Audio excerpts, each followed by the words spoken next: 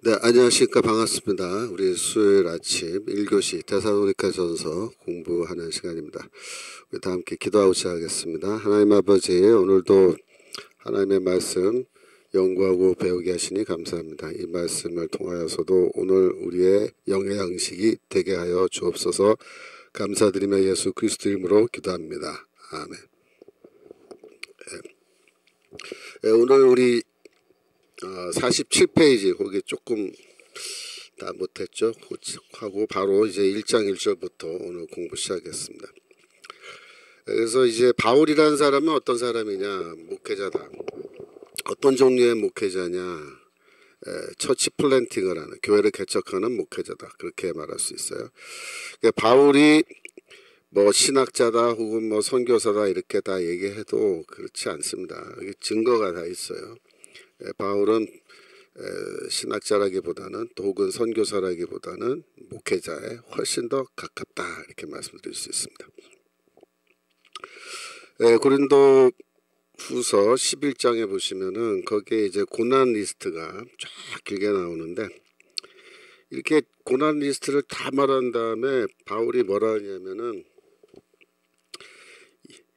이외의 일은 고사하고 11장 28절 아직도 날마다 내 속에 눌리는 일이 있으니 곧 모든 교회를 위하여 염려하는 것이라.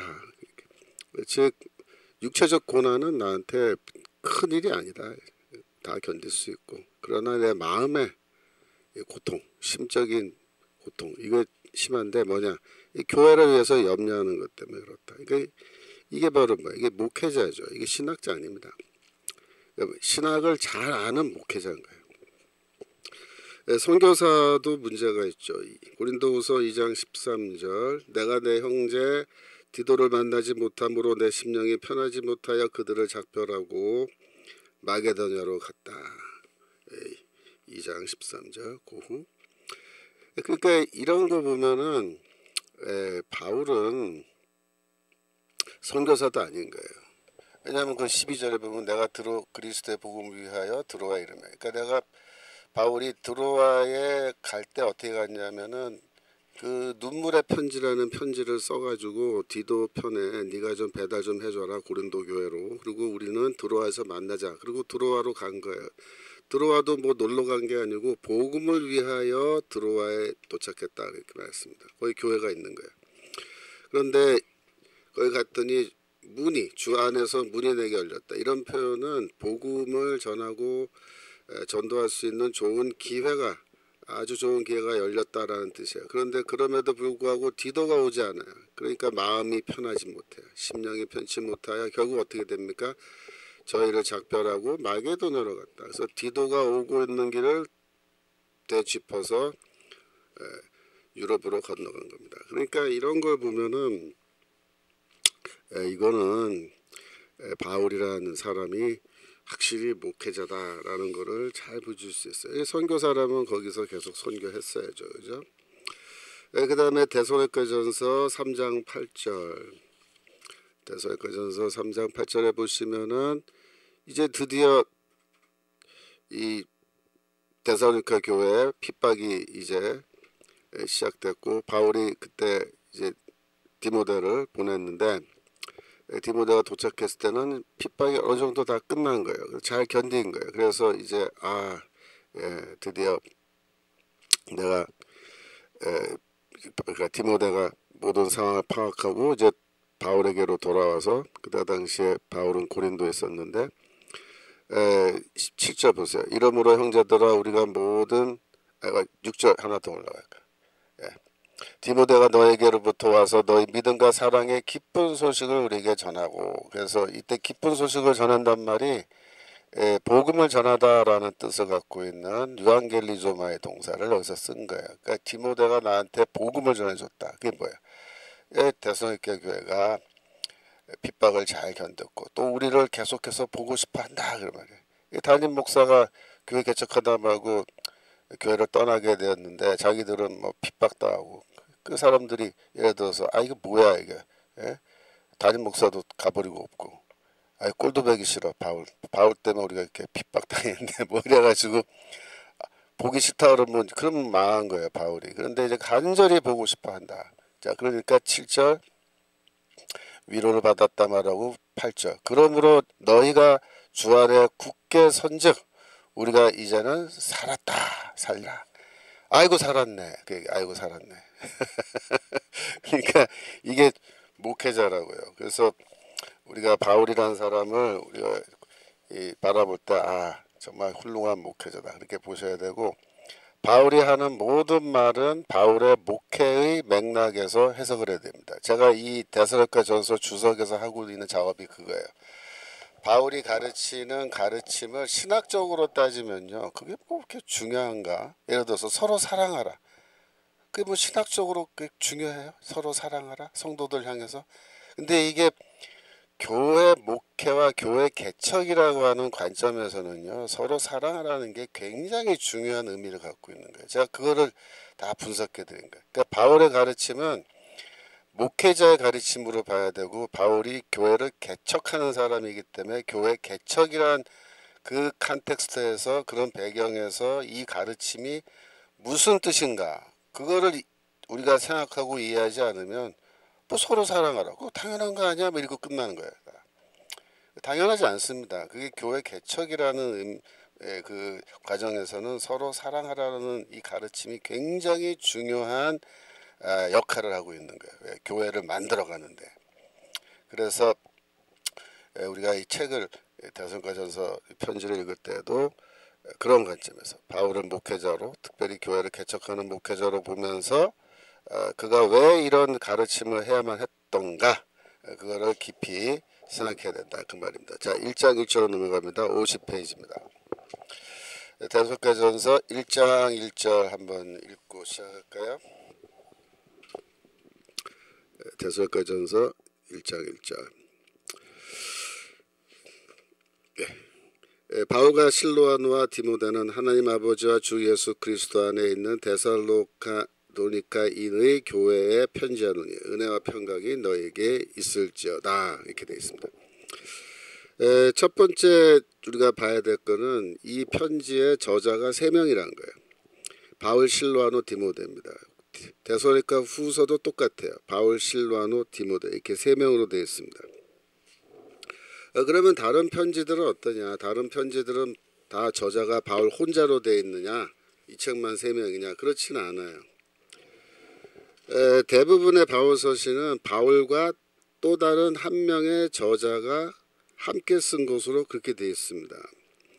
고린도전서는 보면 바울과 형제 소스데네, 고린도후서는 바울과 형제 디모데, 빌립보서는 바울과 디모데, 골로새서는 바울과 형제 디모데, 빌레몬서는 바울과 및 형제 디모데 이렇게 되어 있어요. 디모데가 많이 들어가죠. 이렇게 공동 집필을 할 때 왜 공동 집필을 하는가 이거를 좀 생각해 봐야 돼요. 첫 번째 이 실로아노의 이름이 들어가는 거는요. 실로아노란 사람은 이제 사도행전 15장에 보면은 예루살렘 공의회의 결정을 이방 교회에 전달해 주는 공식적 대표자 2사람 중에 한 사람이죠. 그러니까 이 실로아노는 예루살렘 교회의 지도자면서 이런 사람들은 예수가 살아생전에 예수를 추종하던 그의 제자들일 가능성이 큽니다. 그러니까 여러분들이 제자 그러면 12명만 생각하는데 12명만 있었던 게 아니에요. 70명도 있었고 70분도 그 다 예수의 제자들입니다. 70명에 포함되지 않는 그 이상의 제자들도 있을 수 있어요. 그래서 이 실로아노라는 사람은 12제자 안에 들어가지 않았지만 이 사람은 이제 헬라어를 매우 유창하게 하는 그런 종류의 유대인인데 이 사람은 예수의 평소 가르침을 다 듣고 배우고 외우고 이런 사람이면서 예수의 십자가 죽음과 부활을 다 경험하는 그런 사람일 가능성이 매우 높죠. 그래서 실로아노와 바울이 이제 2차 선교 여행할 때는 파트너가 되는 겁니다. 바울이 바나바와 헤어지고 실라를 선택해. 왜 이렇게 하냐면 갈라디아서 2장의 안디옥 그 사건 식사를 하다가 야고보에게서 온 자들 할례당들이 오자 놀라서 베드로가 식탁에서 물러날 때 바나바도 그들의 외식에 함께 참여하였느니라 그렇게 돼 있잖아요. 그러니까 그 때문에 이제 바울이 바나바를 굉장히 뭐랄까 질책했을 거고 두 사람의 관계가 좀 소원했을 거예요. 게다가 이제 뭐 그 마가가 1차 선교여행 갔는데 중간에 집에 가버렸잖아요. 그래서 그것 때문에 또 관계가 더 멀어졌죠. 바나바는 2차 때 데리고 가자. 바울은 안 된다. 뭐 그래가지고 결국 바울과 바나바가 갈라섰고, 그래서 바울이 그 새로운 파트너로 채택한 사람이 바로 신라예요. 그 신라는 헬라어도 잘하고 예루살렘 교회의 공식적 대표자고, 예루살렘 공의회가 할례 문제를 갖고 회의를 했는데 이방인들이 예수를 믿는데 할례를 받을 필요가 있느냐 했을 때 받을 필요 없다라고 결정한 회의예요. 근데 그 결정을 이방 교회에 이제 전달해 주는데 바울과 함께 동행하면서 전달해 주니까 바울로서는 신나는 거죠. 봐라, 그 이방인들 할례 받을 필요 없다고 예루살렘 교회도 결정한 거다.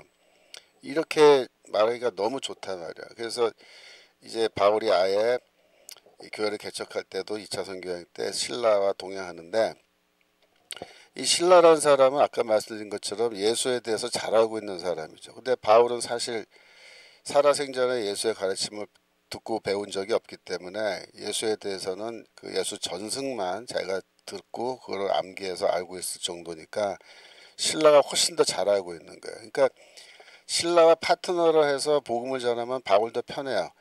신라가 이제 있으니까 그 역사적인 예수가 어떤 인물이었느냐, 우리 예수가 평소에 어떤 말씀하셨느냐, 그런 거 이제 얘기할 필요가 있을 때는 마이크를 신라한테 넘기는 거예요. 그러면 신라가 쫙 설명해줘. 예수가 이런 말씀하셨고 저런 말씀하셨고 이렇게 쫙. 그 다음에 이제 예수의 십자가 죽음과 부활 의미를 설명할 때는 바울이 마이크 잡고 또 쫙 설명하는 거예요. 그러니까 둘이가 뭐예요? 서로의 그 장점을 활용하면서 콤비가 너무 잘 맞는 거죠.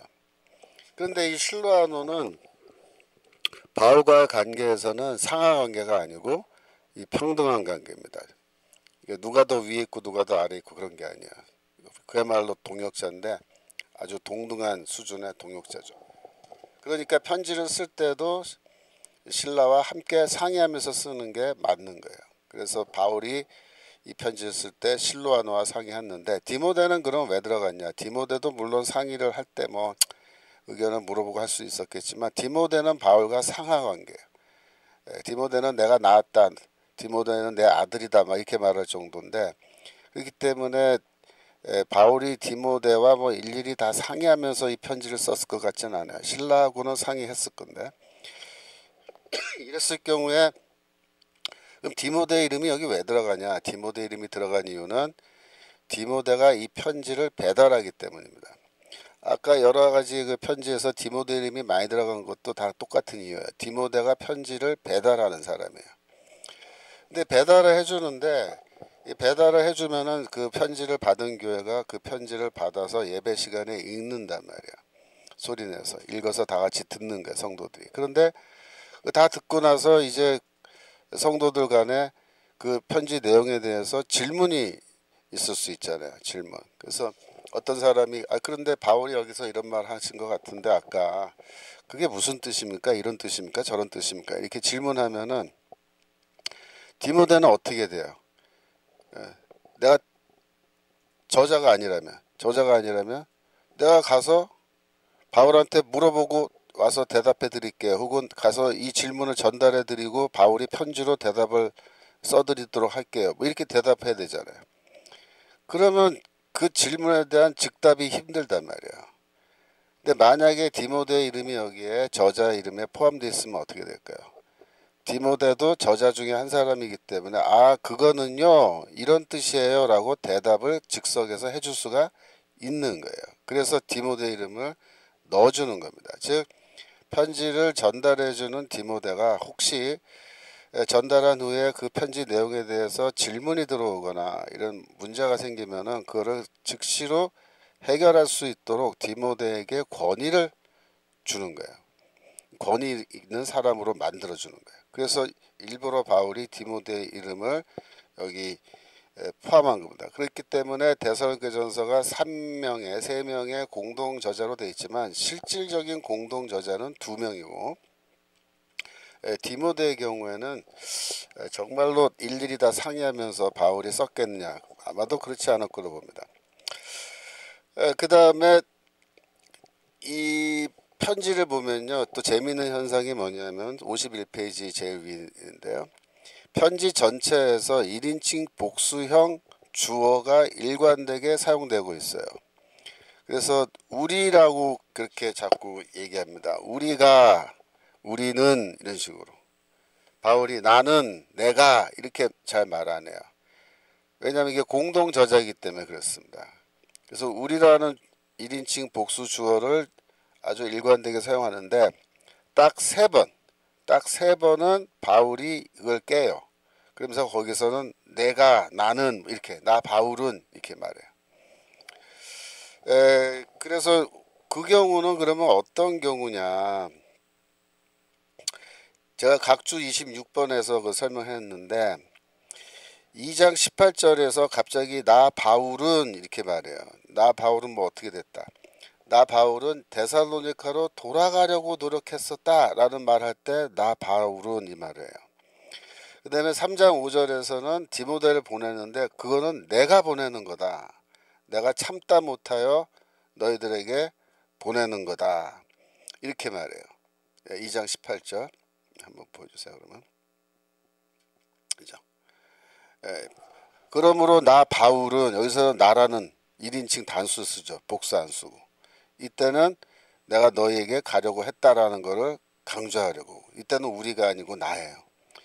그 다음에 3장 5절에서도 디모데를 보낸 거는 나다 이거예요. 그 경우는, 그렇죠? 그래서 나도 참다 못하여, 이렇게 참다 못하여 디모데를 보냈다, 이렇게 말합니다. 그 다음에 5장 27절에서도 편지 마지막 부분인데 거기서도 나라는 주어를 써요. 이때는 왜 그렇게 했냐면 이 편지를 다른 모든 형제들에게 이렇게 읽어줘라, 응? 라는 말을 명령한다, 이렇게 말해요. 내가 명령한다. 세 사람이 명령하기 좀 그렇죠. 디모데도 껴있으니까. 그러니까 내가 명령한다. 그래서 이 경우에만 예외적으로 나라는 주어를 쓰고 대부분은 다 우리라는 주어를 쓰고 있다. 그 다음에 재밌는 거는 데살로니가 전서 1장 1절에서는 바울이 자신을 사도라고 부르질 않아요. 다른 편지에서는 사도로 부름받은 나 바울은 뭐 이렇게 쓰거든요. 항상 아니지만 이렇게 자주 말하는데 데살로니가 전서 후서에서는 나 사도야 이런 말 안 해요.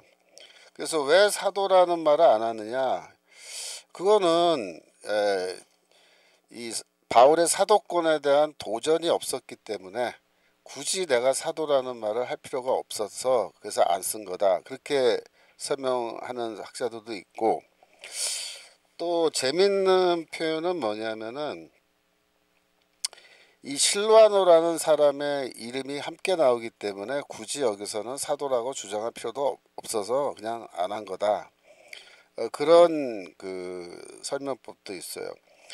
왜냐하면 바울은 우리 세 사람은 그리스도의 사도다, 그렇게 얘기해요. 2장 7절.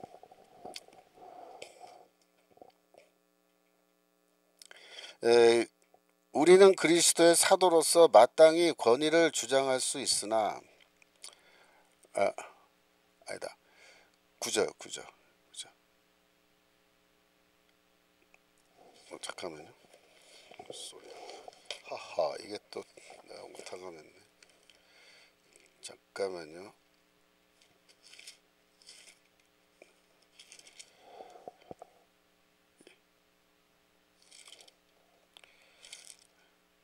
아, 7절. 다시 7절. 2장 7절. 맞네.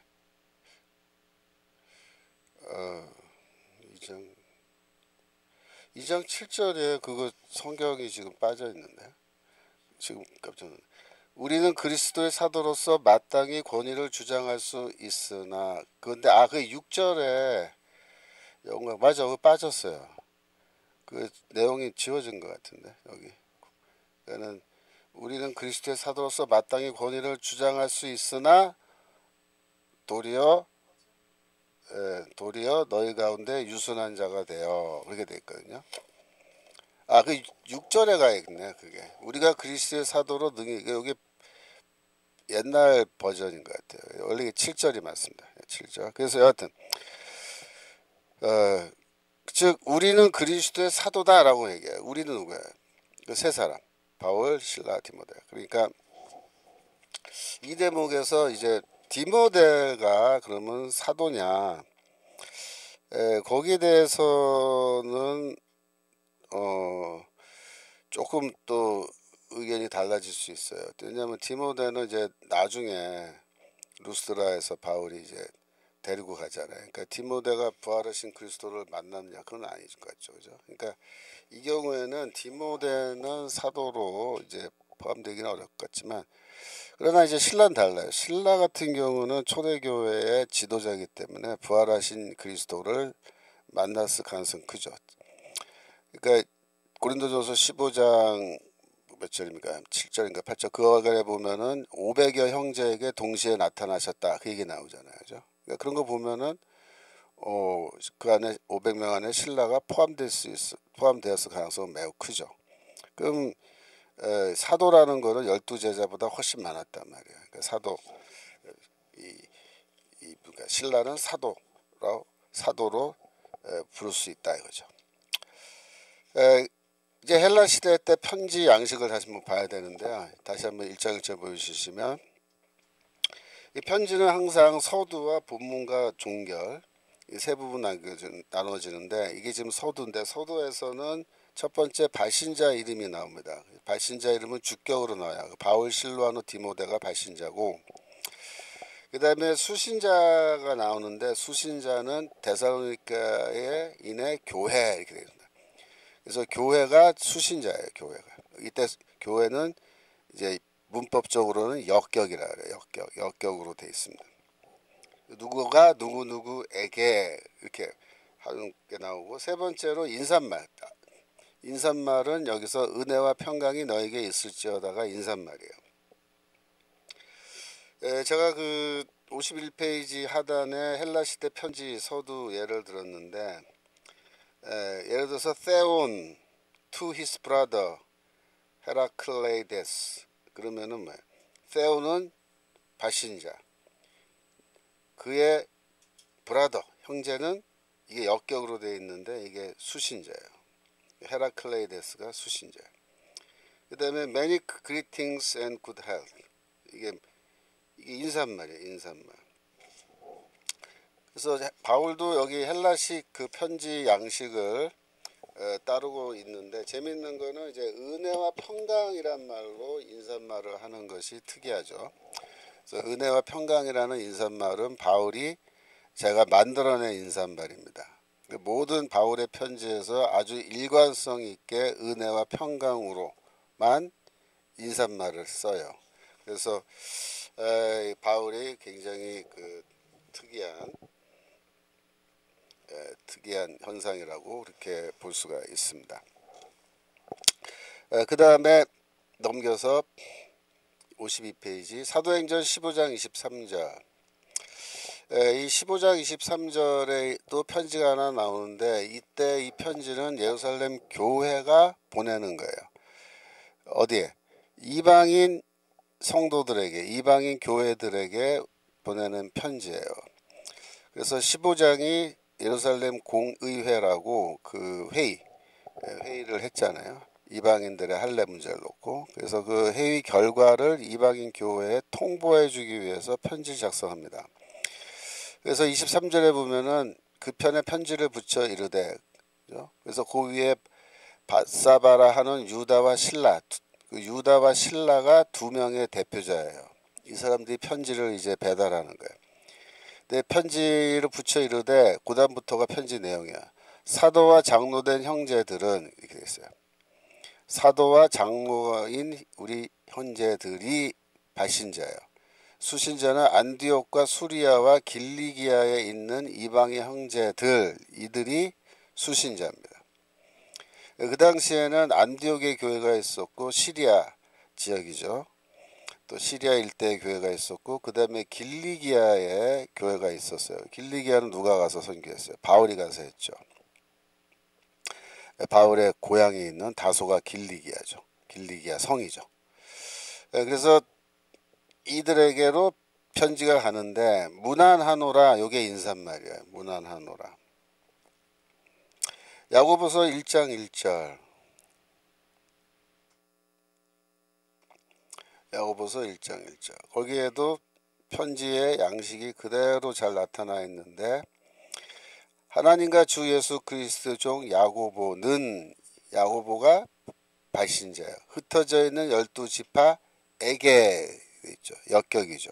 에게, 누구누구에게. 그래서 흩어져 있는 12지파가 뭐예요? 교회입니다. 교회. 이스라엘 교회. 새 이스라엘이죠. 그 다음에 무난하노라. 이게 뭐야? 인사말. 그래서 발신자, 수신자, 인사말 다 이렇게 되어 있어요. 여러분 실루아노라는 사람의 그 이름은 이게 이제 그 헬라어로는 실루아노스라고 되어 있는데 이게 실바누스라는 이 라틴식 이름을 이렇게 그 헬라어로 옮겨 적은 걸로 추측해요. 즉 이 실루아노는 라틴어 이름을 갖고 있습니다. 라틴어 이름을 갖고 있다는 뜻은 신라가 로마 시민권자라는 그런 뉘앙스가 큽니다. 실제로 빌립보에서 바울과 신라가 이 매를 맞았잖아요. 그런데 매 맞은 그 다음날 뭐라 그래요? 야, 우리 로마 시민권자인데 우리들 로마 시민권자를 너희가 재판도 안 하고 이렇게 대놓고 매부터 때려? 이거 법적으로 잘못된 거잖아. 이렇게 따집니다. 그러니까 관리들이 놀라가지고 아이고 죄송합니다. 그러면서 제발 우리 도시를 좀 떠나달라고, 이거 문제 삼지 말아달라고 이게 빌어요. 그렇게 보면은 신라가 확실히 로마 시민권자 갖고 있는 게 맞거든요. 그러니까 이 신라라는 사람은 헬라어도 잘하고 물론 아람어도 잘하고 뿐만 아니라 시민권도 갖고 있어서 바울과 함께 여행하고 돌아다니기 딱 좋아요. 딱 좋아요. 왜냐하면 이제 시민권을 갖고 있는 사람들은 그 도시에 딱 들어가면은 로마인들과 이렇게 딱 만나면은 상류층하고 만나거나 로마인과 만나면 우리 로마 시민권자다 이러면요 대화가 쉽게 풀려요. 대화가 쉽게 풀려요. 아 그러세요? 그러면서 그래서 신라라는 그 이름은 실루아노를 이제 줄여서 신라라고 이제 하는 건데, 신라라는 이름은 이 사울이라는 아람어, 사울이라는 그 히브리어 이름이죠. 사울을 아람어로 쓰면요 샤일라가 된다는 거예요. 샤일라. 근데 이게 신라랑 발음이 유사하죠. 그래서 추측인데 그러면 신라의 히브리어 이름은 사울 아니냐.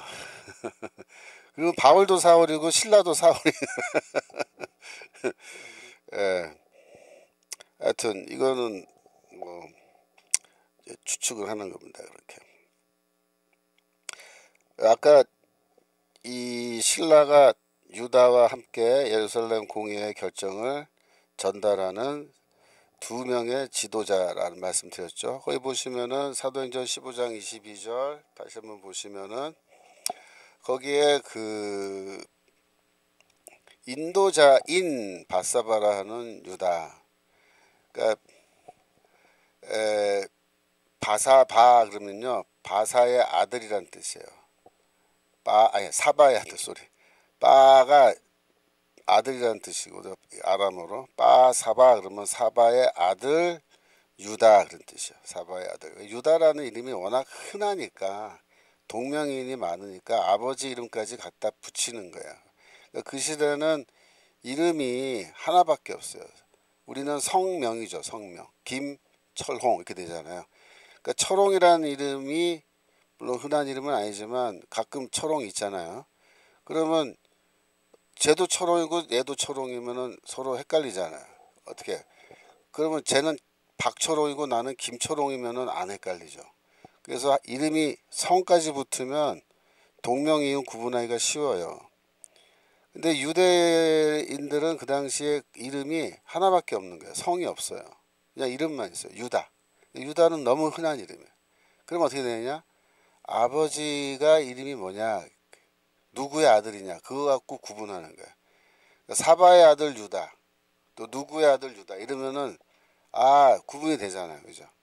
그래서 이 바사바 그렇게 됐는데 신라는 워낙 흔하지 않은 이름이니까 뭐 아버지 이름 들먹일 필요 없고 여기 인도자란 말이 중요해요. 인도자.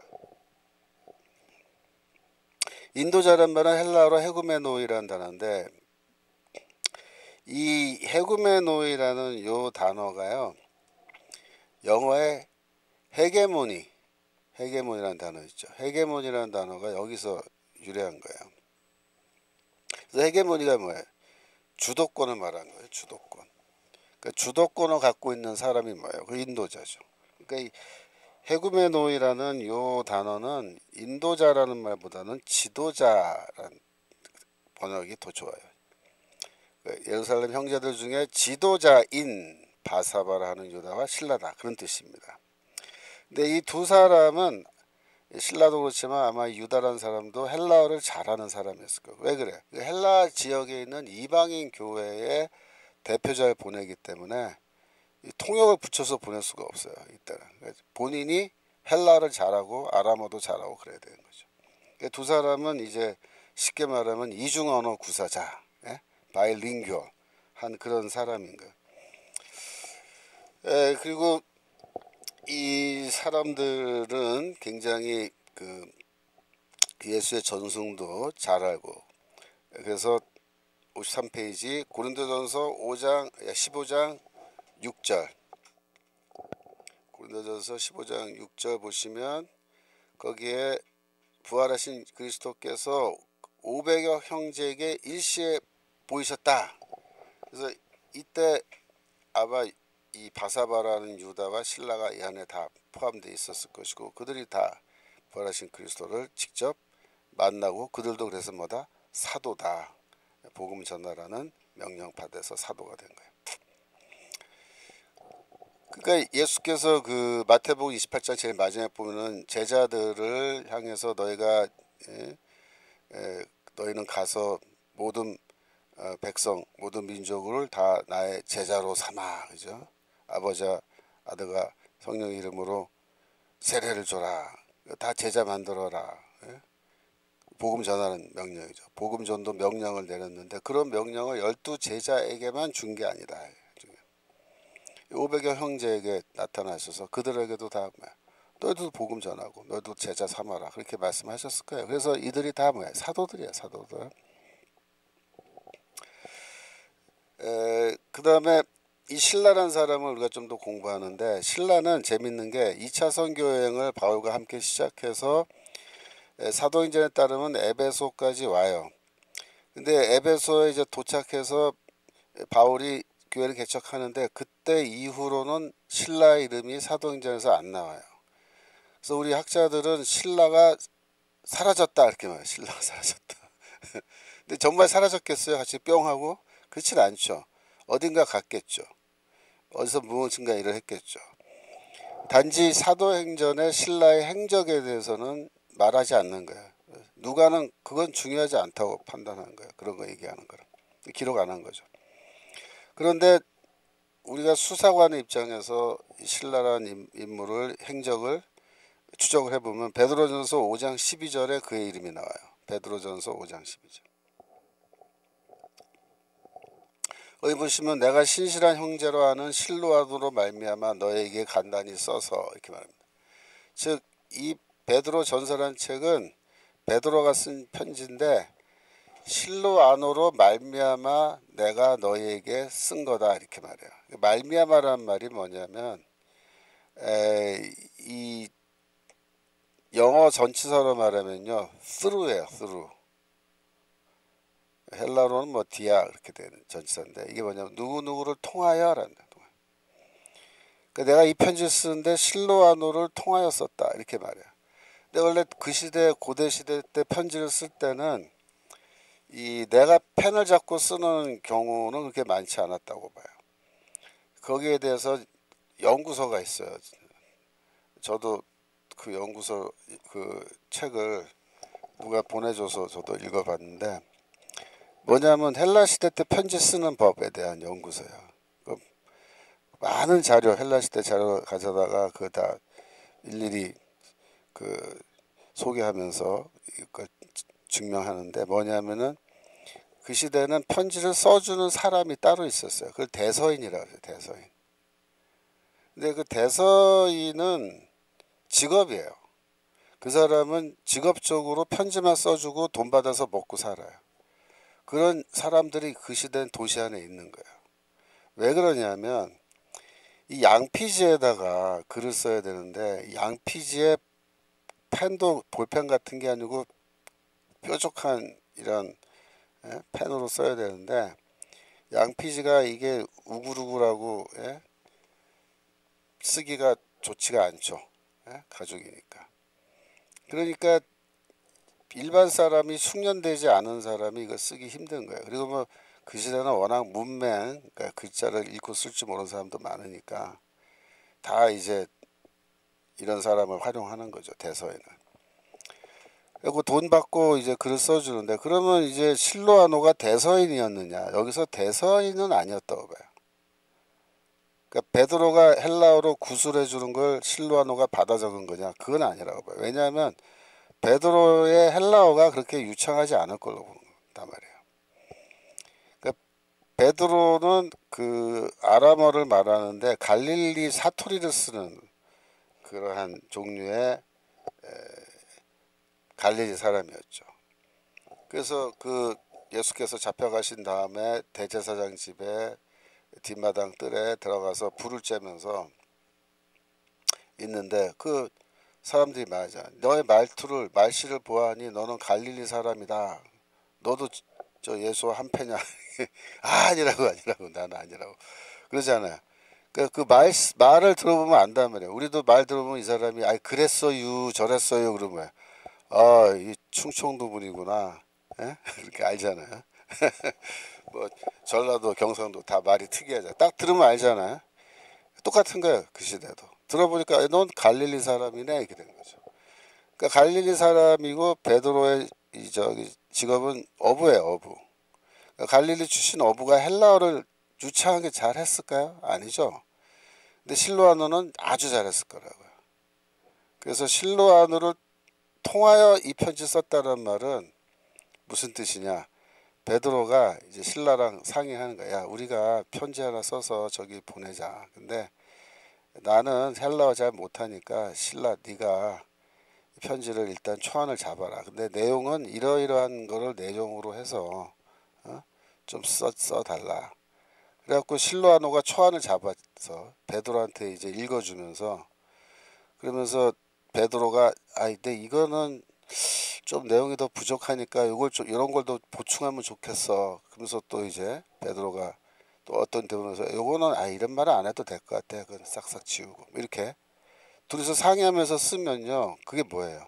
베드로가 쓴 편지는 맞아요. 근데 실로아노를 통하여 쓴 거죠. 실로 통하. 그러니까 베드로는 실로아노하고 이렇게 관계가 보면요. 약간 상하 관계, 약간 상하. 왜? 베드로는 예수의 수제자고 실로아노도 물론 사도지만 베드로에 비하면은 랭킹이 떨어지잖아. 그러니까 베드로가 신라야 초안 좀 잡아와 이거 좀 빼 더해 그러면 그 말대로 쓸 수밖에 없다고 신라. 그래서 이 신라가 이 베드로 전서를 쓰는데 이 베드로 전서의 그 수신자 교회가 베드로 전서 1장 1절 나오는데 그 지역이 어디냐면요.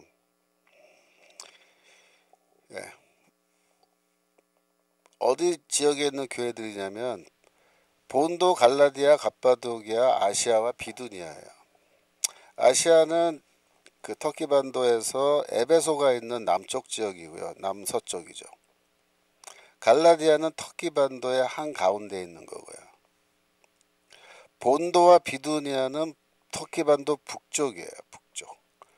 흑해가 있는 그쪽. 그 본도 비두니아 바로 아래가 갑바독이에요. 갑바독. 그러니까 굉장히 넓은 지역이죠. 근데 이 지역에 있는 교회에 편지를 보냈는데 베드로와 실라가 함께 보내는 거예요. 그 말은 뭐예요?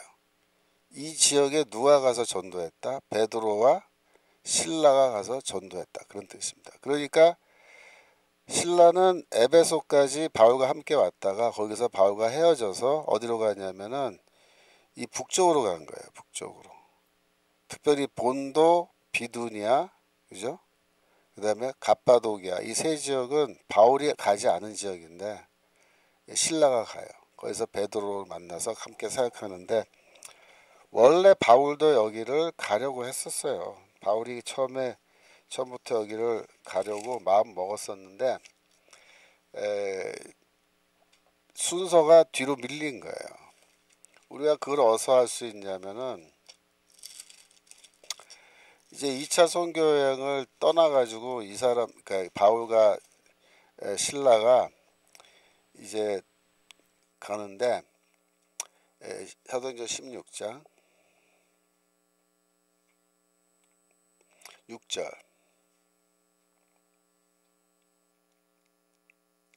성령이 아시아에서 말씀을 전하지 못하게 하시거늘. 그러니까 아시아가 어디냐면 에베소 말한 거예요. 바울이 에베소를 먼저 가려고 그랬어요.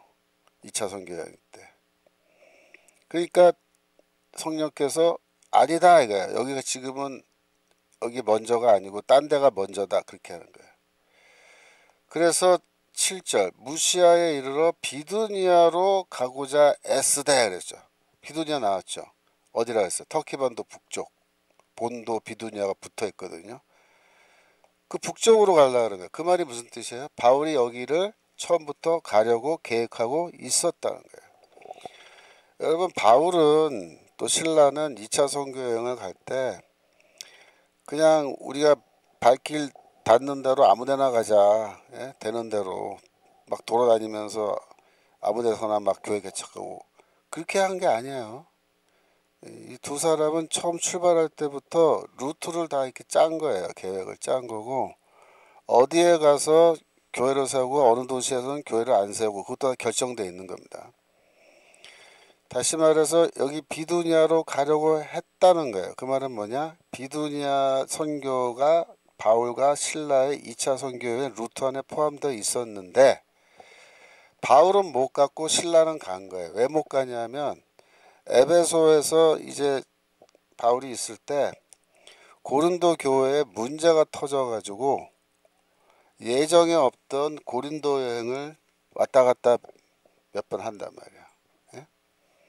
그리고 저기 뭐 드로아에 올라가서 막 디도 기다리고 그게 다 사실은 예정이 없던 거예요. 그런데 고린도 교회 문제 때문에 바울이 붙들려 있는 거예요.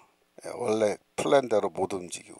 그러니까 신라가 옆에서 보고 있다가 그래 너는 지금 고린도 교회 때문에 못 가니까 여기 계속 좀 있고 그 문제 해결될 때까지 하고 나는 원래 계획대로 갈게. 그러니까 바울도 원래 우리가 거기 가기로 했었는데 나도 같이 가야 맞는데 미안하다. 난 못 간다 지금 상황이 이래서. 그러니까 신라 네가 가서 내 목까지 가서 전도 다 해달라. 그 신라가 거기 간 거예요. 그래서 우리가 이거를 왜 이렇게 말씀드리냐면요. 이사야서 66장 19절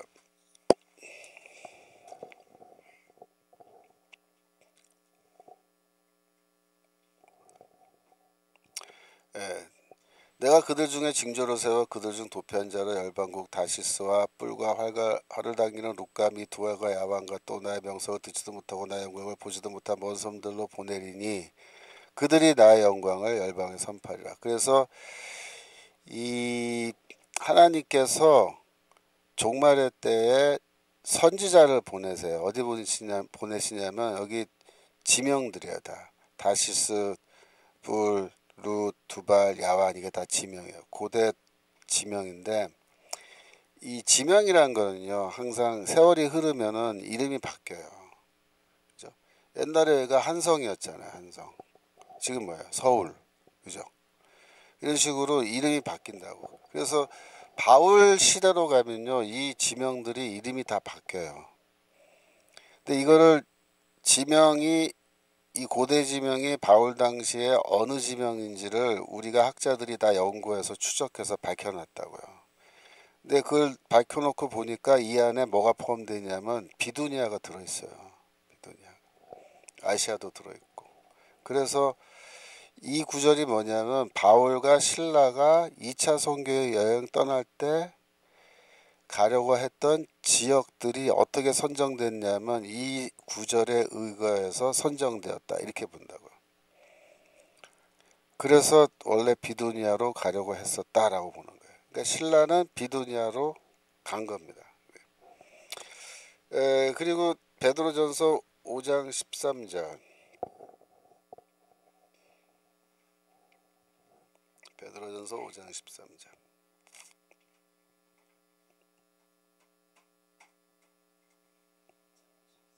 13. 보시면 택하심을 받은 바벨론에 있는 교회가 너에게 문안한다 그렇게 되어 있어요. 또 내 아들 마가도 그리한다. 그래서 베드로가 마가를 아들이라 부르는데 이 마가가 누구냐면 1차 선교 여행 때 되돌아 집에 가버린 그 마가예요. 바나바의 조카. 근데 이 마가가 지금은 이 시절은 베드로와 함께 다니는 거예요. 그래서 마가복음이라는 책이 있잖아요. 우리 복음서에 마가복음은 마가가 베드로와 함께 다니면서 베드로가 갖고 있던 예수의 전승을 마가가 물려받아요. 그러니까 베드로가 예수의 수제자이기 때문에 예수 전승을 가장 잘 알고 있고 정확하게 기억하죠. 그런데 이 마가가 그걸 다 물려받는 거예요. 왜? 그러니까 마가와 베드로 관계 뭐예요? 아버지 아들 관계처럼 돼버리고 많은 시간을 함께 보낸다고요. 그 넓은 지역을 아까 1장 1절에 나오는 그 지역을 베드로가 또 신라가 전도할 때 이 마가도 같이 움직인 거예요. 그러니까 그 기간 동안에 마가가 베드로가 갖고 있던 모든 예수 전승을 다 물려받아서 다 암기해버린 거예요.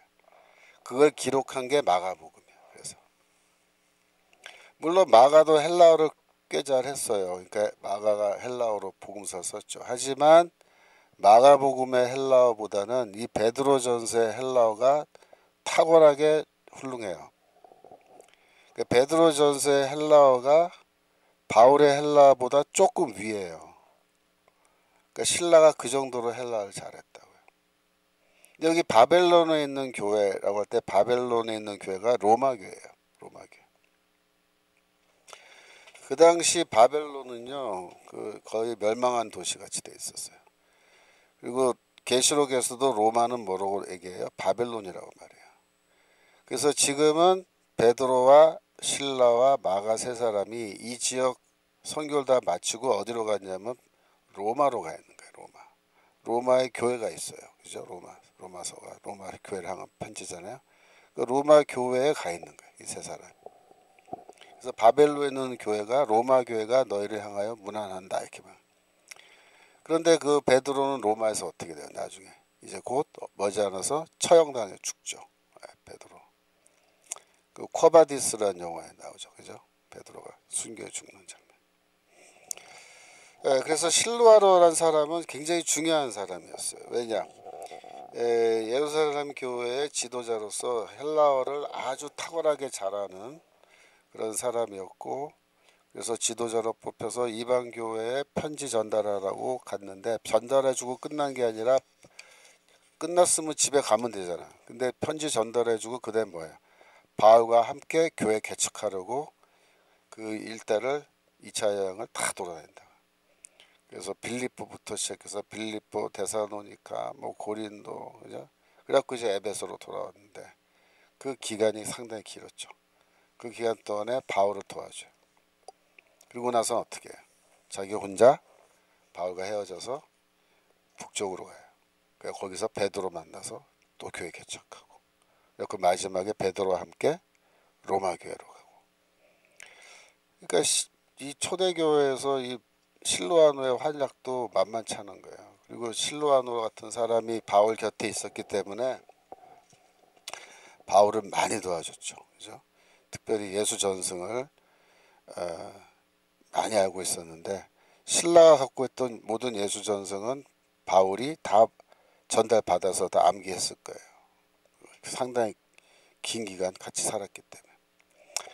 그 재밌는 현상이 그래서 나타나는데 뭐냐면은 베드로전서 읽어보면요. 거기에 바울 신학이 나와요. 이상하지 않아요?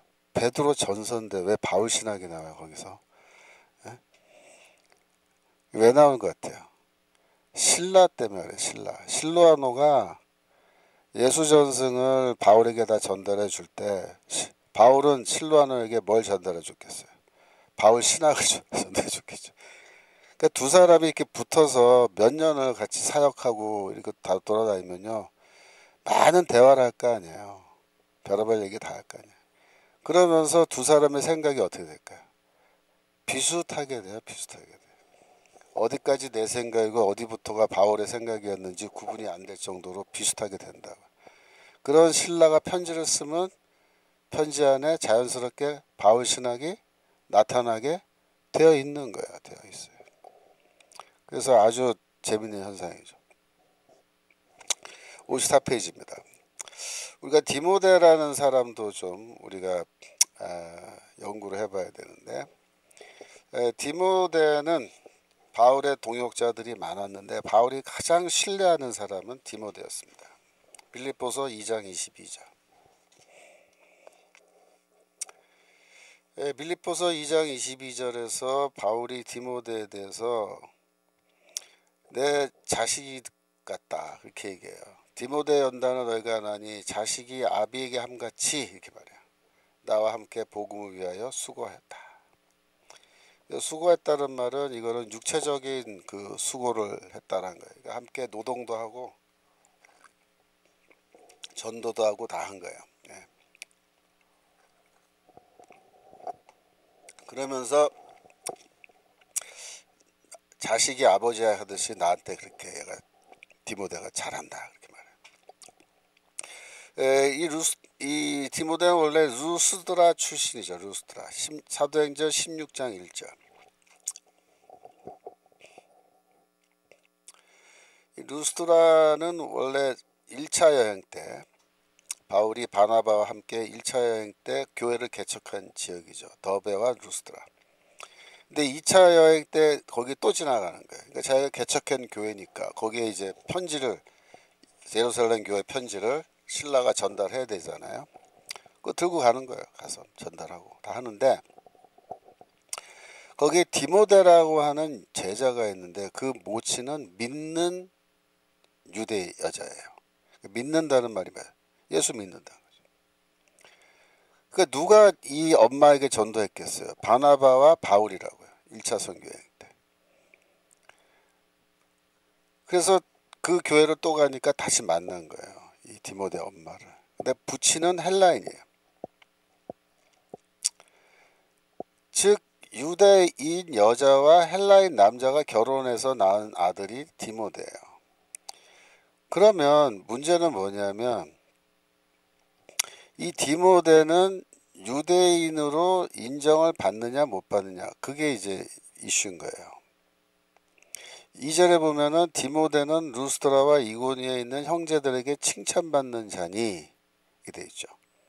그러니까 디모데도 이미 엄마가 믿었고 자기도 믿는 거죠. 아마 아버지도 같이 믿었을 것 같아요. 헬라인 남자.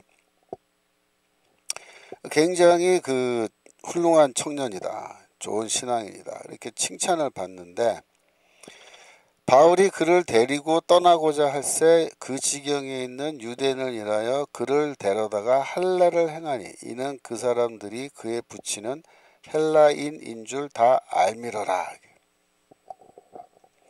이 무슨 말이냐면 유대인 때문에 때문에 그에게 할례를 줬다 그렇게 말해요. 이게 무슨 말이냐 이거죠.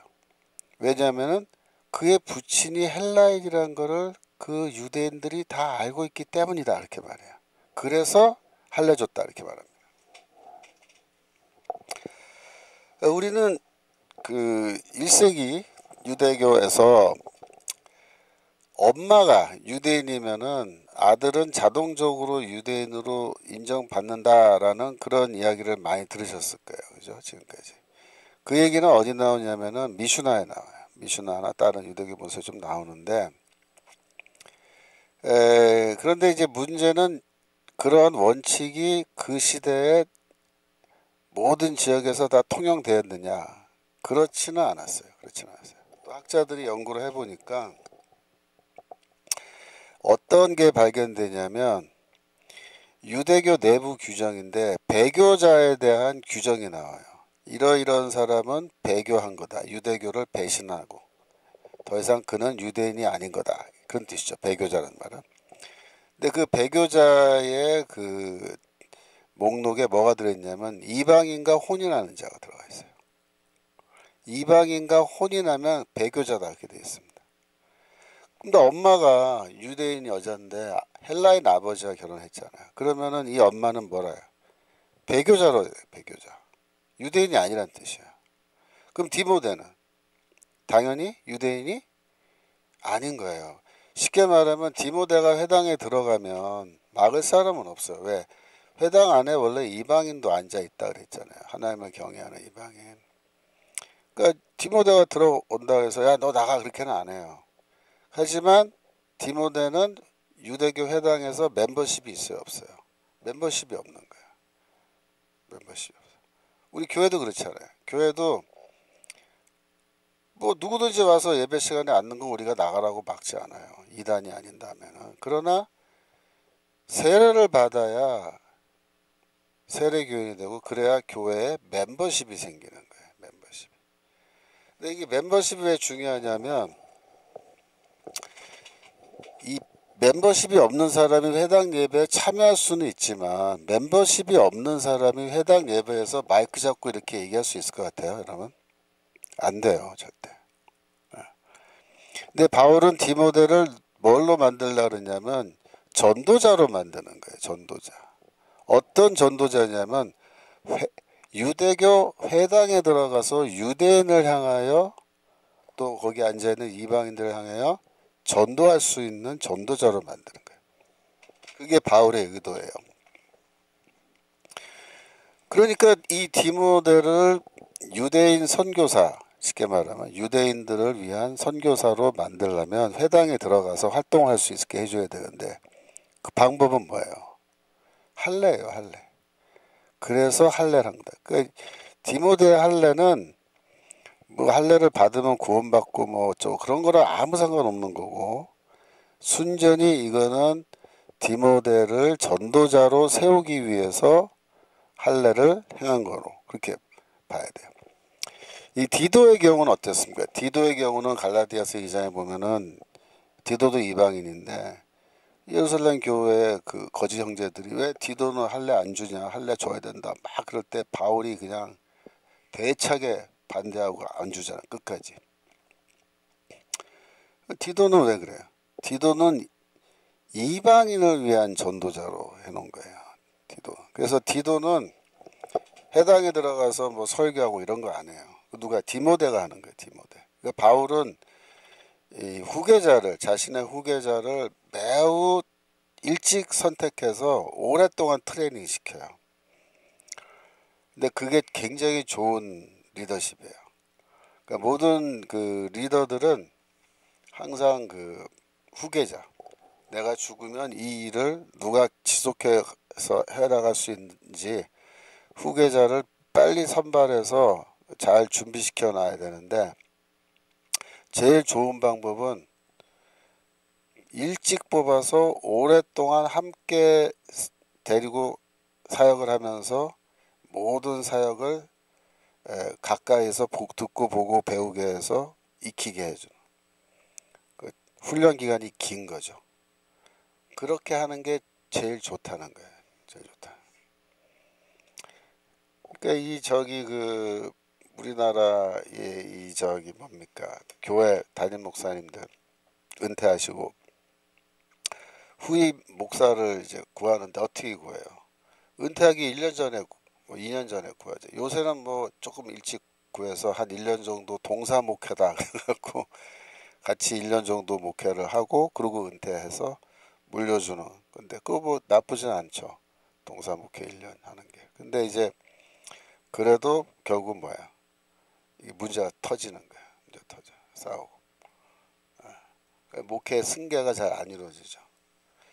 목회의 승계가 잘 안 이루어지기 때문에 그런 점에서 아들 목사한테 물려주는 게 오히려 더 설득력을 갖는 거예요, 지금.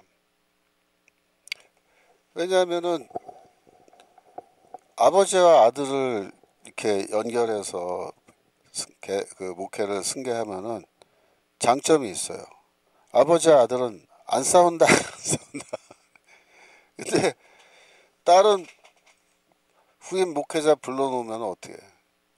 우리가 많이 봤잖아요. 예? 싸움 나가지고 교회 깨지고 지금 계속 그런 악순환 속에 있지 않습니까? 한국 교회가. 이거를 어떤 식으로 해결하면 좋을지 이제 아직 그 방법이 별로 없는 거예요. 그래서 뭐 별의별 방법을 다 쓰죠. 미국 교회는 그래서 아예 은퇴한 목사는 그 10km 이내에 접근 못하게. 근데 그것도 문제예요. 왜 그런지 알아요? 이 사람이 교회 개척해서 평생 그 교회를 세웠다고 생각을 해보세요.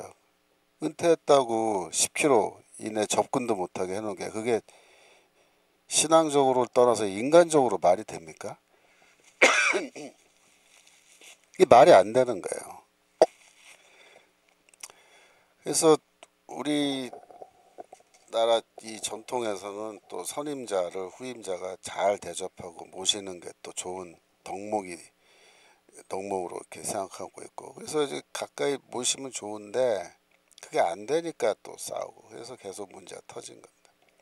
그러니까 앞으로 이런 문제를 이제 우리가 제도적으로 물론 해결을 해야 돼요. 근데 제도적으로 해결할 때 그렇다고 해서 지금 이런 시점에서 그 아들이 목사인데 그 아들 목사는 절대로 이 교회를 물려받으면 안 된다라고 하는, 그거 역시 굉장히 비민주적인 거죠.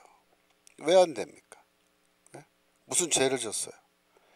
그러니까 이 아들에게 그 목회를 승계한다고 할 때 그 아들이 뭐 평신도도 아니고 목사고, 그다음에 신학 훈련 다 받고 공부도 하고 또 외국 가서 뭐 유학도 좀 하고, 그래서 여러 가지 면에서 다듬어져 있고 또 인간성도 좋고 목회자로서의 자질이 충분하다라고 했을 때 그 사람이 왜 후보자가 될 수 없냐 그 말이죠. 후보자가 될 수 있어요.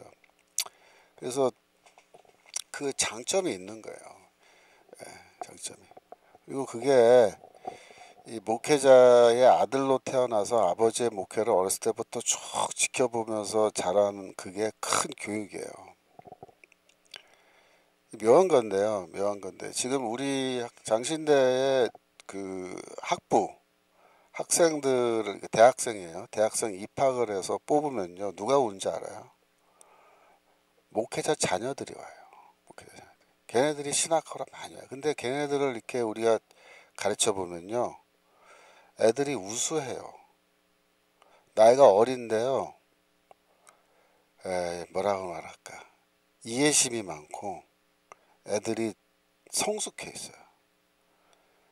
그래서 확실히 목회자 자녀들이 그 아들이고 딸이고 같은 또래 친구들인데 목회자가 아니고 평신도의 그 자녀들 경우가 비교가 딱 돼요. 그거는 눈에 확 띈다고. 확실히 걔네들이 자질이 좋아요.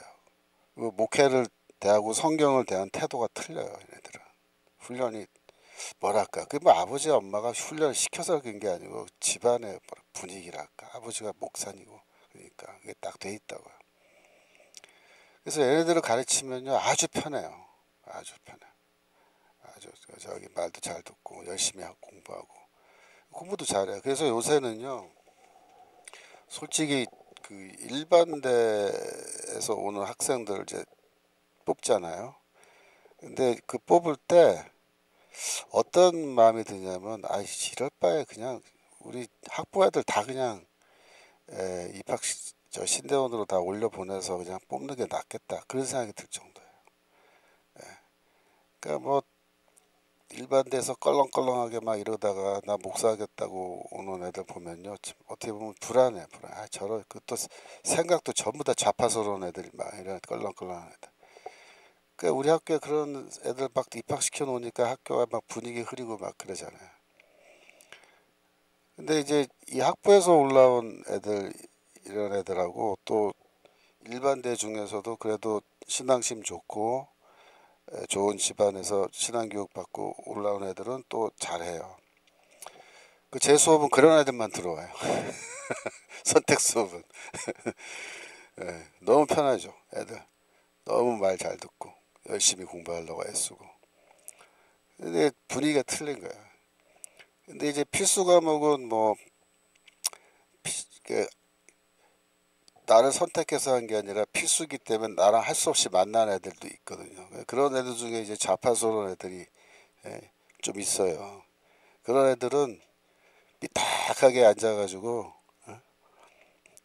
얼마 전에 그 저기 내 과목 평가 중간 평가라 그래서 학생들이 이제 평가한 거 있거든요. 그래서 한번 열어봤더니 대부분 뭐 학생들이 다 제 수업 좋아하니까 감사하다고 좋은 수업 해줘서 고맙습니다. 뭐 큰 도움 됩니다. 이렇게 하는데 이제 한 명이 뭐라 썼냐면 그 왜 주입식으로 하냐. 근데 그 개론이거든 개론. 뭐 대학원인데 신대원인데 왜 주입식으로 하냐. 근데 미안하지만 대학원이지만 이거 개론은 주입식으로 안 하고 어떻게 가르쳐? 내가 너랑 토론할까 그러면 교수가 개론 시간에 성경에 대해서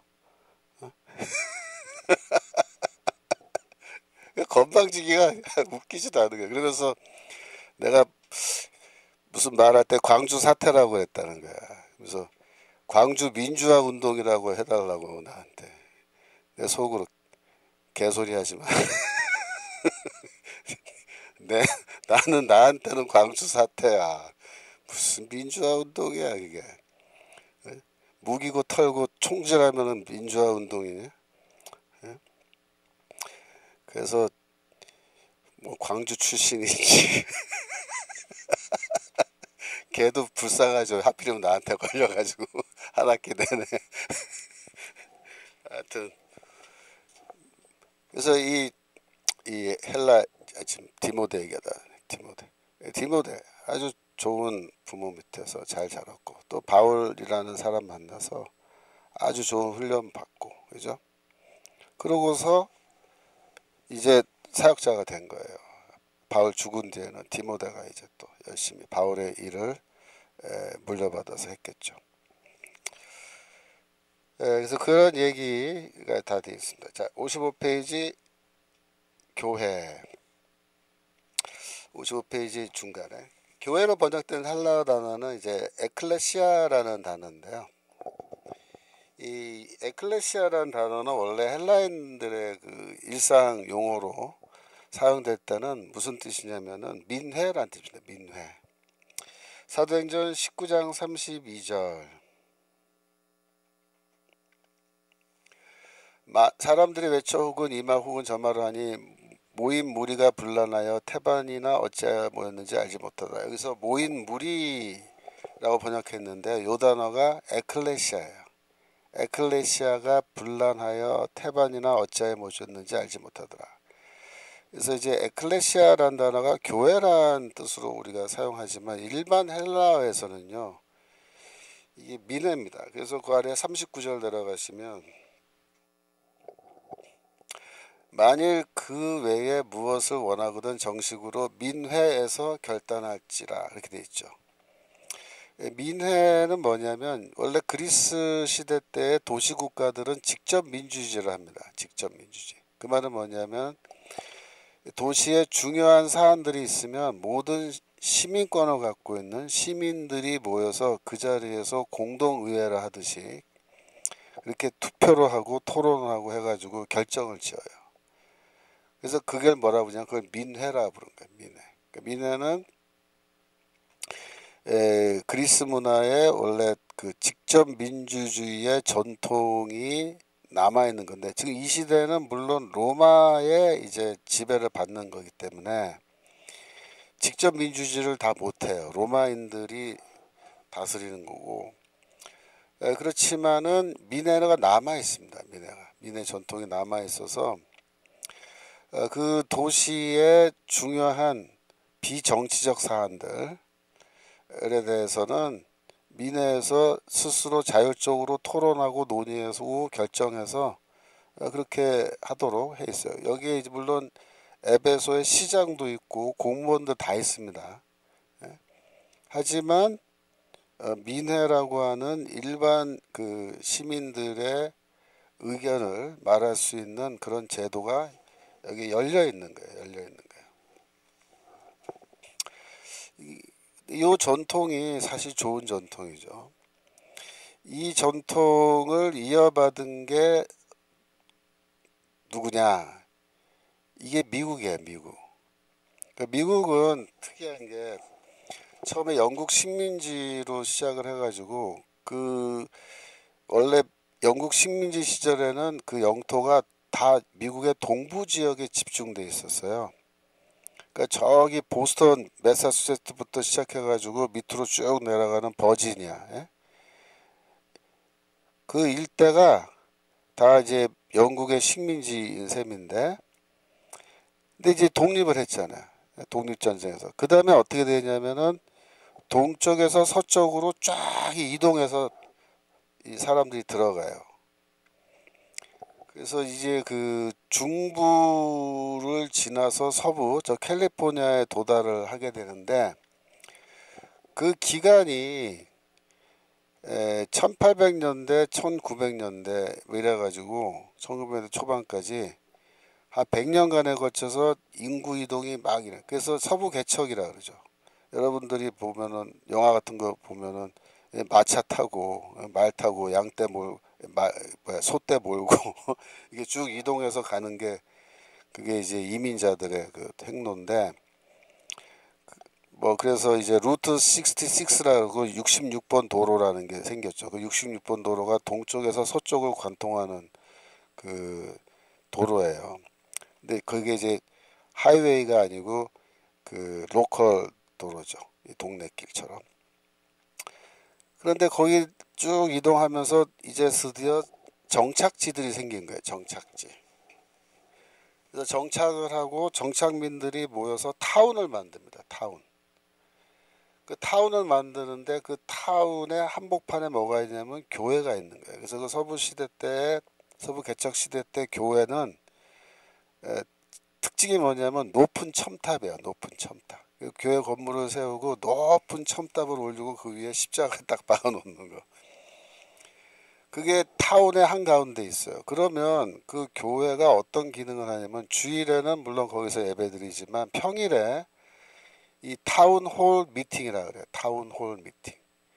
그 마을에 주민들이 모여서 그 동네에 중요한 사안에 대해서 회의를 통해서 민주적인 방식으로 결정을 해요. 민회죠. 그게 민회. 근데 그 민회를 어디서 하냐면 교회에서 한 거예요. 교회. 왜? 교회가 그 동네에서 제일 큰 건물이고 많은 사람들이 한꺼번에 모일 수 있는 유일한 장소예요. 그죠? 교회. 회의하기 딱 좋잖아. 그래가지고 교회가 타운홀의 역할을 한 거예요. 타운홀이 뭐예요? 회의, 타운 미팅, 타운홀 미팅. 즉 마을 공동의회예요. 마을 공동의회. 그런데 생각을 해봐요. 마을 공동의회를 하는 사람들이 그 회의를 하기 위해서 교회를 들락날락 해야 되잖아요. 회의할 때마다. 그러면요, 교회 문턱이 낮아져요. 낮아져. 그래서 어떻게 되냐면 모든 타운 사람들이, 동네 사람들이 대부분 다 교회를 나와버려요. 그 교회 나온 사람들이 결국은 뭐예요? 그 마을의 중요한 사안을 다 결정하는 거예요. 교회에서. 실제로는. 그렇게 되는 거예요. 그러니까 교회가 마을 민주주의의 핵심이 되는데, 그게 왜 중요하냐면 그런 시기는요. 그런 시기는 아직 미국 워싱턴에 있는 미국 정부의 행정적 이 권력이 그 지방 시골 마을에까지 미치지 못해요. 그러니까 지금은 동네마다 다 시장 뽑고 뭐 시의원 뽑고 이래서 다 하지만 그때는 그런 게 없는 거예요. 그 공무원들이 와서 뭐 해주는 거 아무것도 없는 거예요. 그럴 때는 마을 사람들이 자치하는데 그 자치를 하기 위해서 민회처럼 이렇게 모이는 게 뭐다? 영어로는 타운홀 미팅인데 타운홀이 교회고 그래서 교회가 어떻게 하는 거예요? 결국은 마을 민주주의의 핵심적인 역할을 한 거예요. 그래서 미국의 민주주의가 그렇게 발전한 겁니다. 타운홀 미팅. 그 시기가 언제냐면 1800년대가 유럽에서는 프랑스 혁명 일어나고 막 사람들 모가지 댕강댕강 자를 때예요. 예? 그리고 영국에서도 물론 이제 혁명이 일어나서 혁명이 이제 진행되는데 영국에서도 사실상 진통이 많았죠. 하지만 미국은 어떻습니까? 미국은 독립한 이후에 그런 무슨 뭐 혁명을 하고 그렇지 않았어요. 근데 아주 자연스럽게 이 타운을 중심으로 한 민주주의가 딱 정착이 된 거죠. 정착이. 그래서 유럽에서 뭐 누굽니까? 저기 프랑스 사람 누구 이름도 하나. 그 양반이 뭐 미국 와서 보고 깜짝 놀랐다. 그러니까 그 말이죠. 그죠? 근데 이게 민회가 그런 거예요. 민회가 그 시대 직접 민주주의. 그래서 이 민회를 에클레시아라고 부르기 때문에 만약에 이제 전도를 하는데 야 오늘 저녁에 우리 에클레시아로 올래? 거기 오면은 밥도 줘 예를 들어서 그러면 이 헬라에는 에클레시아란 말을 딱 들으면 무슨 생각이 들겠어요? 민회?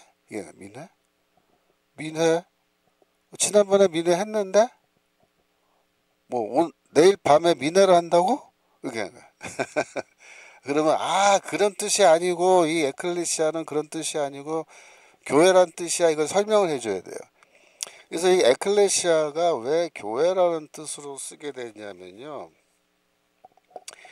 이게 70인역에서 헬라어 70인역 구약성경에서 하나님의 백성들의 모임을 예? 그 회중이라는 말 나오잖아요. 그 저기 구약성경에 온 회중이 대답하여 가로되 뭐 이렇게 할 때 이때 그 회중이란 단어를 그 히브리어로는 카할이라고 여기 56페이지 나오죠. 카할이란 단어가 회중이란 단어인데 이 카할을 70인역 헬라어 구약성경으로 번역할 때 에클레시아로 번역한 거예요. 그래서 이건 유대교 전통입니다. 유대교 전통에서는 에클레시아는 뭐냐면 하나님의 백성들의 모임, 공동체를 말하는 거예요. 그걸 에클레시아라 하는 거예요. 그러니까 그 이스라엘 민족이 에클레시아인 거죠. 그런데 바울은 또 초대교회는 그 에클레시아라는 70인 성경의 그 용어를 지금 교회 그 예수의 제자들의 모임에다가 그 에클레시아라는 단어를 탁 적용한 거야. 무슨 뜻이냐면 이제부터는 이 사람들이 하나님의 백성이다 그런 뜻입니다. 심지어 이방인 교회도 다 에클레시아예요. 그 말은 뭐야? 이제는 이 이방인들이 하나님의 백성이다 그런 뜻이죠. 그런데 그 시대에 이 종교적인 단체를 부르던 여러 가지 헬라어 단어가 있었어요. 55페이지 보면 띠아소스, 에라노스, 뭐 코이논, 티노도스, 틸로고스 뭐 등등 이런 단어들이 전부 다 그 소규모의 집단들 모임 뭐 이런 걸 부를 때 쓰던 단어예요. 근데 바울도 초대교회도 이런 단어를 채택하지 않습니다. 오직 유일하게 채택한 단어는 무조건 뭐야? 에클레시아. 무슨 뜻이야?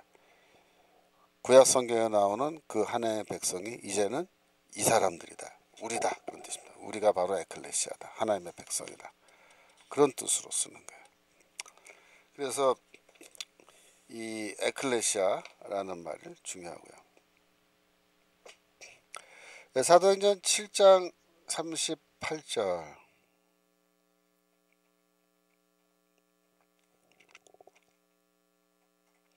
시내산에서 말하던 그 천사 및 우리 조상들과 함께 광야 교회에 있었고 또 생명의 돌을 받아 우리에게 주던 자가 이 사람이다. 이 사람이 모세예요. 모세. 그러니까 모세 시대 때에 이제 광야에 이스라엘 민족이 있었는데 그 광야에서 모세는 우리 조상들과 함께 에클레시아 광야에 있는 에클레시아에 있었다 이렇게 말해요. 에클레시아에 있었다. 그러니까 이걸 에클레시아가 지금 구약 성경이 아니고 신약 성경이 나왔기 때문에 이거를 광야에 있는 회중이라고 번역을 해도 되죠. 원래 70년 성경에서는 하나님의 백성의 모임, 회중이란 뜻으로 에클레시아 썼으니까 이건 이제 구약 이야기니까. 근데 이제 이게 사도행전이다 보니까 번역하는 사람이 이거를 그냥 회중이라고 하기에는 좀 이상한 거예요. 왜냐하면 이게 스데반이 지금 이 얘기를 하는 거거든요.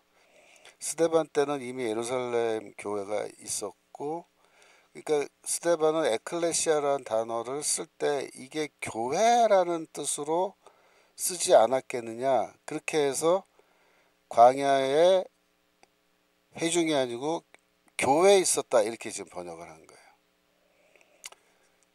이해되세요? 그래서 이게 원래는 이제 이게 구약 성경이라면 그냥 회중이라고 번역을 하는 건데 신약 성경이고 스데반이 하는 말이니까 아마도 이때 뉘앙스는 광야에 있는 교회, 그 당시에 이미 교회가 있었다라는 뜻으로 얘기하는 거고 그 광야에 있던 이스라엘의 에클레시아 교회가 지금은 뭐다? 예루살렘 교회다. 이렇게 주장하는 걸로 이렇게 해석을 해서 이걸 에클레시아로 교회로 번역을 해놓은 겁니다. 대성가전서 1장 1절 살전 1장 1절 아유 그 저기 채팅창에 그레이님 그런 애들이 목사님 될 생각이 아찔하네요. 끝까지 목사님 요놈들이 뭐 하여튼 뭐 그래서 부목사도 잘 골라야 돼요. 잘 뽑아야 돼요. 아무나 뽑으면 큰일 납니다. 여러분들 하여튼 기도해 주셔서 감사합니다. 지금 다시 돌아와서 여기 데살로니가 사람들의 교회에게 편지한다 이렇게 하는데 그 앞에 이제 형용사처럼 붙어있는 부사구가 있어요. 뭐냐면 하나님 아버지와 주 예수 그리스도 안에 있는 그게 돼 있어요. 안에 있는. 영어로 보면요, in God 이라는 표현이 나와요. in God. 헬라로는 엔세오인데 두 번째로 영어로 in the Lord Jesus Christ. 거기에 또 n이라고 하는 전치사가 연결되는 거예요. 그래서 n 퀴리오 예수 그리스도. 그래서 이 이중적으로 이 교회 데살로니가 교회를 이중적으로 수식을 해놨어요. 이게 왜 그러냐면은 만약에 그냥 에클레시아 그러면요 이게 민회처럼 들려요. 민회.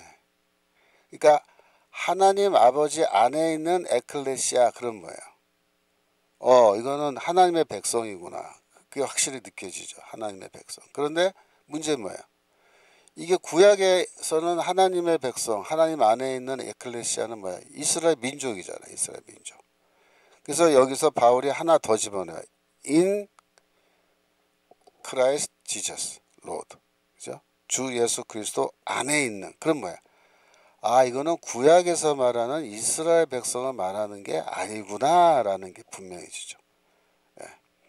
이거는 하나님의 에클레시아이긴 에클레시아 즉 하나님의 백성들의 회중이긴 한데 그런데 이스라엘 민족이 아니고 예수 그리스도를 믿는 자들을 가리키는구나. 그게 분명해지는 거예요.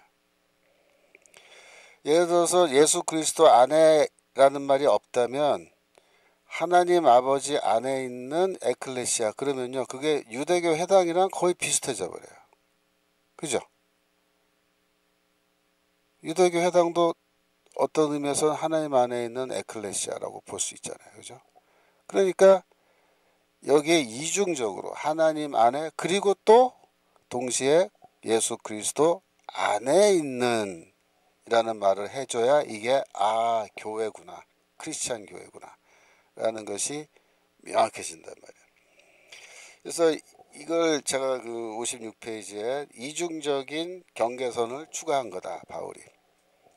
이렇게 함으로써 이 데살로니가 성도들은 유대인과 구분되는 새로운 종류의 하나님의 백성이고 이 새로운 종류의 하나님의 백성들은 예수 그리스도를 믿는 또 그의 안에 있는 하나님의 백성이다 라는 점이 분명하게 여기에서 나타나는 겁니다. 예. 시간이 거의 다 됐죠. 59분. 그래서 오늘 여기까지 하시고요. 다음 주에 57페이지부터 계속 또 이어서 하도록 하겠습니다. 잠깐 쉬셨다가 또 10분 후에 2교시 자유시장 경제론 공부하도록 하겠습니다. 감사합니다.